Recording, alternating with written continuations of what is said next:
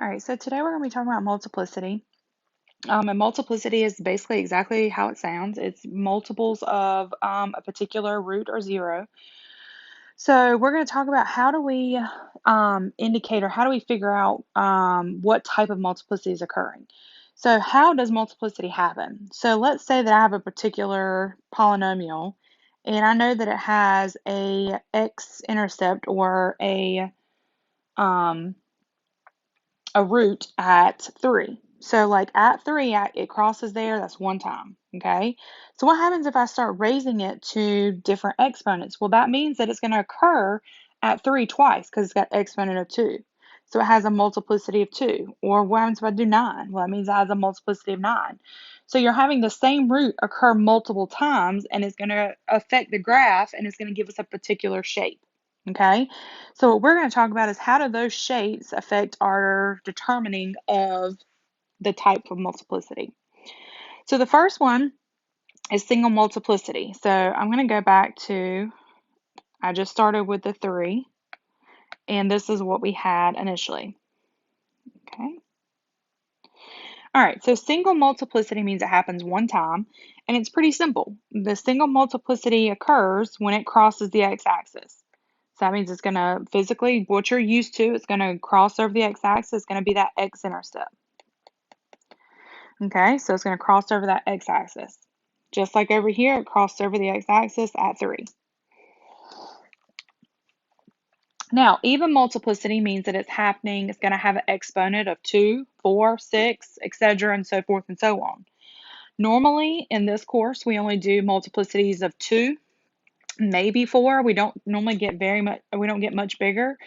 But multiplicities that are even, they are going to touch or kiss the x-axis. So like when you kiss, you peck your lips and then you back away. So you are just touching and coming and removing. So we're going to touch / kiss the x-axis if it's even multiplicity.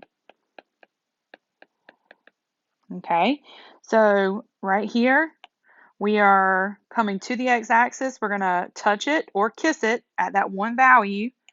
And because we're touching or kissing at one value, that's going to be even multiplicity. So I can actually go and adjust that. Let's say that's 2. We can see clearly here it's touching it or kissing it at 3.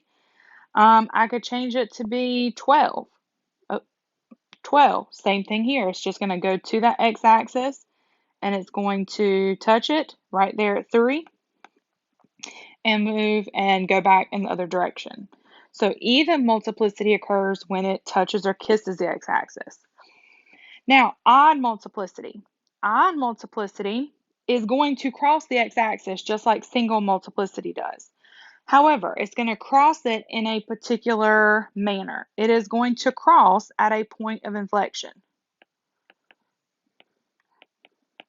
Now, a point of inflection is pretty simple in the way that we describe it, and the way we describe it is it's going to change curvature.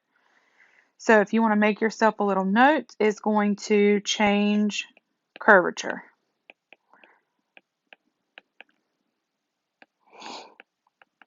Okay, so when I'm looking at this, so we see right here, it is curving upward on that left side, okay? And then it's going to change curvature after that point of inflection on the other side. So if I'm looking here, I can see after the point of inflection, it's now curving upward. It was curving downward and then changes curvature. So it's still going to cross, but it's going to cross at a point of inflection. And again, if you look over here, you can see that curvature is happening as well.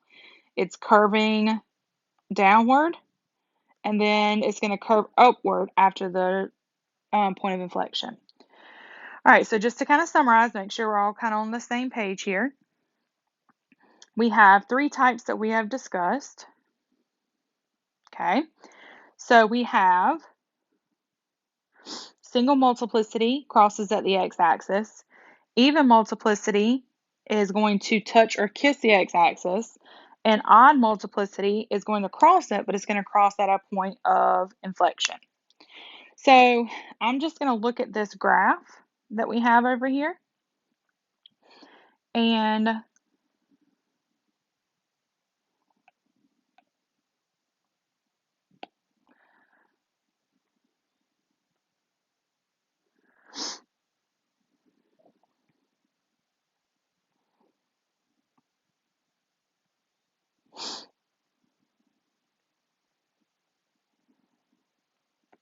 All right, just trying to get this a little bit bigger here. All right, so I'm going to look at this graph over here on the right-hand side. It's just a polynomial. I don't have an equation or anything with it. It's just basic one that I found online. So we're going to look at all of the real intercepts. So real intercepts are where they cross the x-axis. So we're looking at the real intercepts.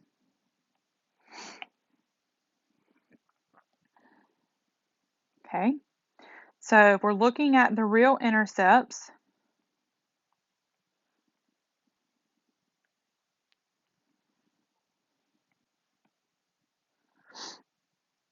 I have one at -3, I have another one at -1, and I have another one at 2. Now, these real intercepts all represent a solution to this problem. Now, if I'm looking at this, each one I need to determine, does it have single multiplicity? So does it happen one time? Does it have even multiplicity? Does it happen multiple times that it on an even exponent? Or is it odd multiplicity where it happens with odd exponents? So when I'm looking right here at -3, the first thing that I can see with -3 is I see that it crosses the x-axis. No particular special inflection point here. So since it crosses, this is going to be single multiplicity. You have one root at -3. All right, so then I look at -1. Now, -1, I should be able to see that is a point of inflection. So since it's a point of inflection, that means that it has to be odd multiplicity. Okay. So that means it at least occurs 3 times. Okay, so it at least occurs 3 times because the lowest odd multiplicity is 3.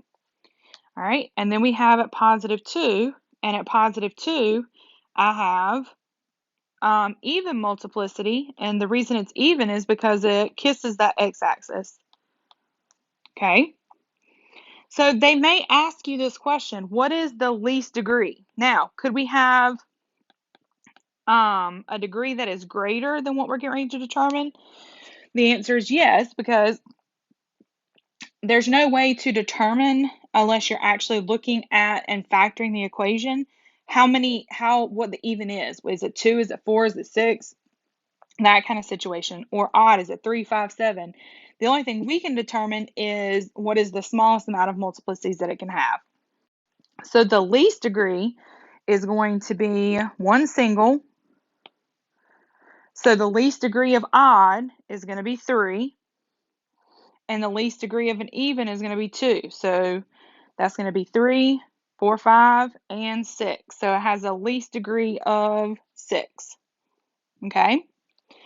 So now what we're going to do is we're going to graph these problems over here, and we're going to state 3 things. We're going to state how many solutions using the fundamental theorem of algebra. We're going to state what types of solutions I have, and we're going to tell any multiplicities that occurred. Okay, so we're going to talk through this whole situation. So y equals, I have x to the 5th.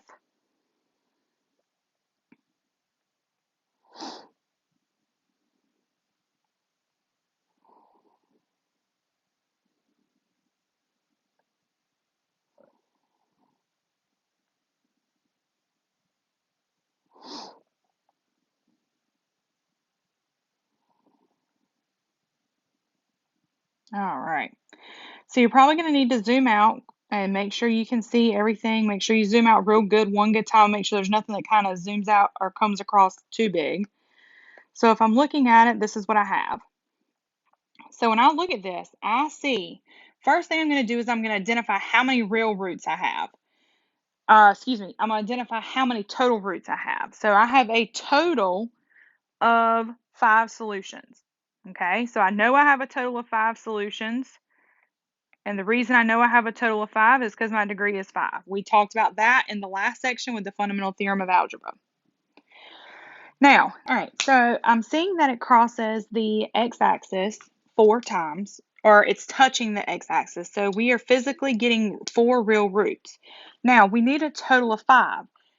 So when we have that total of 5, does that mean that I have an imaginary root? Well, the answer to that should be no, because in order to have imaginary, you have to have a set. You have to have a plus and a minus. Well, since imaginaries come in sets, we can't go from 4, add 2 more, that'll give me 6. We're looking at 5. So where is that other root at? Well, if we look at the -3, we should see that it kisses or touches that x-axis. So that has a even multiplicity. So that means that if I have 5 real roots, the key is that I have multiplicity and I have even multiplicity at x equals -3. So out of the 4 roots that I have, my 3 occurs 2 times. So that gives me a total of 5. So I have a root at 6.372. I have a root at, so right here I have a root at 6.372. I have a root at 2. I have a root at 0.68, and I have 2 roots at -3 because that's got even multiplicity. The other ones just cross, so they're single. Okay? Now, I'm going to adjust this for a second, and let's look at the situation. So, in my problem, I'm going to go back here, and I'm just going to delete this -27x to the third power. So, if I delete that, and I kind of zoom out just to make sure, when I look at it, it drastically changes my problem. I now only have one real root. So if I have one real root, that means that what do I do about the other 4? Because I need a total of 5. Well, that means that I now have 4 imaginary roots. So just one piece being changed out of the whole problem can completely change the types of roots that I have. So when I took that piece out, I now have one real because it crosses the x-axis at 0.578. And then I have 4 imaginary because I need a total of 5. So if I have one real, I have 4 left over. Since they're not crossing the x-axis and there's no multiplicity, there has to be 4 imaginary. Okay? All right, so let's look at the next problem for number 2. So for this problem, I have y equals x to the 4th minus 10x squared minus 21x minus 12. Okay? So when I'm looking at this, I have a total, okay, of, let's see, what is our degree? So we have a total of 4 roots. So we have 4 roots total. So now we want to determine what types of roots do I have. So I'm going to zoom out just to make sure that it doesn't cross back over at a distance that I can't see on my screen. But I do see that I have one at 4 and one at -1. So I know I have at least 2 reals, but I need 4 total. So the question is do I have any multiplicities? So this at 4, it only crosses, so that's a single multiplicity.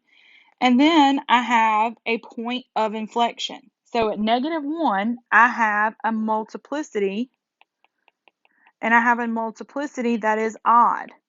And I have odd multiplicity at -1 because it has a point of inflection. So odd multiplicity has a least degree of 3. So this at -1 occurs at least 3 times. So 3 plus 1 single gives me a total of 4. So I actually have 4 real roots. And out of those 4 real roots, I have 3 of them that occur at -1 because it has odd multiplicity. All right, and let's look at our last one.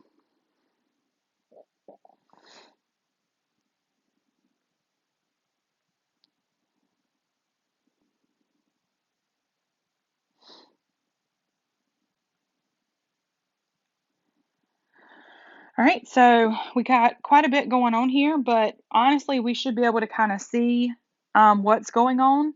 So the question is how many roots do I have? Because this is factored out. It's not multiplied where I can easily see the degree, but I can add my degrees up. So when I'm looking at my degrees, the x has an exponent of 1. This one has an exponent of 2. This one has an exponent of 3. So I have a total of 6 roots. Okay, if I multiplied all the x's out, that would give me x raised to the 6th power. So out of those, how many are real? Well, if I'm looking here, I have at least 3 real. Okay. And out of those 3 real, we need to check for multiplicities. Well, at -3 is single multiplicity, or excuse me, not -3. At 0, it's single multiplicity because it crosses. So that's 1. All right. So at x equals -3, that's going to be a point of inflection. So that's multiplicity, that's odd, at -3. So I at least cursed 3 times. So far we're up to 4. So we have 1, 2, 3 at -3 and 4 at 0. And then we have another one at 3. So we have multiplicity that is even at 3 because it kisses or just touches the x-axis. That's occurring at 3. So that's 2 more. So that's at least 2. So 1, 2, 3, and then 4, 5, 6. So these are all real as well. Okay. So multiplicities are going to help you determine if they're all real or if you have imaginaries. All right, so I'm actually going to make up one more problem. I'm just going to put it right in Desmos and see if I can get it to fit what I'm looking for.